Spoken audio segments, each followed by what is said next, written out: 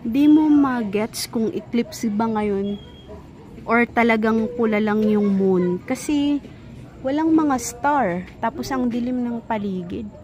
Walang mga between. Napansin ko lang siya kasi naano ng anak ko na puna. O, walang star sa paligid niya eh.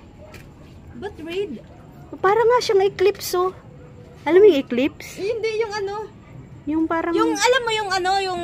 Eclipse nga yung nagtatakip yung buwan tsaka yung ano. Ano pa naman ngayon? Ang red moon at saka full... Di ba mayroon yun dati? Ano, ayun oh, nagpupula-pula siya oh. Kaya nga. Red na red siya. Kuha siya ng ano siya. Oh. Grabe yung pagkapula niya oh. Sige, so. Nakakatakot guys. Yung red moon. Yan yung pinaka-ano niya, malayo. Pero pag sino mo siya, pag naka-zoom, ayan o. Oh, diba? Pulang-pula.